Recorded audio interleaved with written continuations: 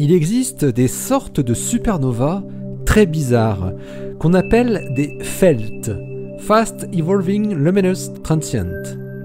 Des événements transitoires qui ont la particularité d'évoluer très vite.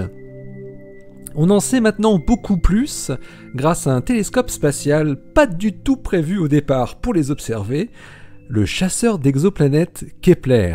Ça se passe là-haut, par Eric Simon. Plusieurs FELT ont été découvertes depuis une dizaine d'années, toutes difficilement explicables par les modèles de supernova les plus élaborés. Leur nombre est resté très restreint du fait de leur échelle de temps caractéristique. Un pic de luminosité atteint en quelques jours seulement, contre plusieurs semaines pour des supernovas classiques. La plupart des télescopes faisant des grands relevés du ciel scannent le ciel tous les quelques jours. Mais le télescope Kepler, lui, a la capacité d'observer la même région du ciel toutes les 30 minutes, ce qui donne un avantage certain pour détecter des variations rapides. Kepler, rappelons-le, a été conçu pour détecter de très faibles variations de luminosité sur des étoiles qui signent la présence de planètes en transit devant leur surface. Avant Kepler, les données étaient rares et les explications des FELT étaient difficiles à établir. Les modèles étaient très variés, allant de la rémanence d'une bouffée de rayons gamma à une supernova 1A ratée, en passant par une supernova boostée par un magnétar. Armin Rest du Space Telescope Science Institute à Baltimore et son équipe ont exploité les capacités du télescope Kepler pour suivre l'évolution d'une FELT nommée KSN 2015K. En analysant la courbe de lumière, montrant une montée de luminosité en 2,2 jours et une baisse de moitié du signal en 6,8 jours seulement, les astrophysiciens arrivent à comprendre ce qui se passe avec ces événements transitoires. Ils montrent notamment que la décroissance de la luminosité ne peut pas être dirigée par la décroissance de certains éléments radioactifs, comme le nickel 56.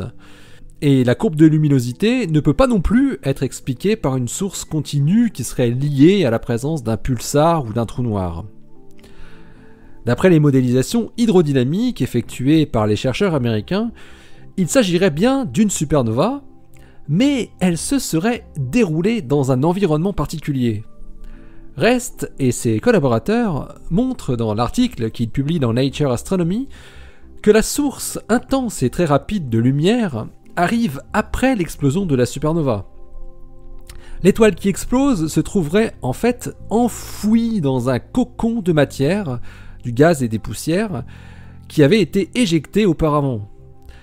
Lorsque l'onde de choc de l'explosion de la supernova atteint le cocon de gaz à une vitesse hypersonique, la grande majorité de l'énergie cinétique qui est injectée est immédiatement convertie en lumière.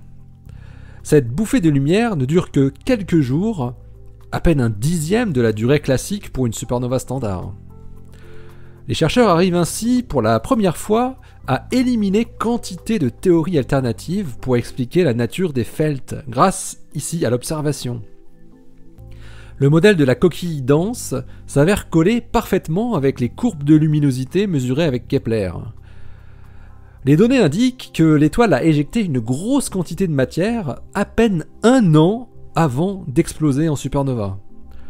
Les astrophysiciens pensent que ces étoiles ont dû connaître une fin mouvementée avec l'apparition de plusieurs éruptions massives qui ont produit la coquille de gaz, qui sera à l'origine de l'allumage soudain et très rapide observé ensuite.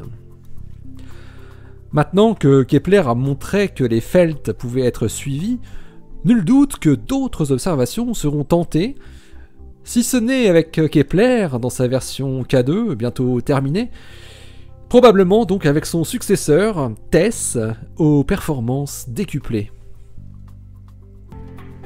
Allez, d'ici la prochaine, portez-vous bien, restez bien les yeux vers le ciel, toujours à la recherche de supernova, oui, et restez bien les pieds sur terre. Salut!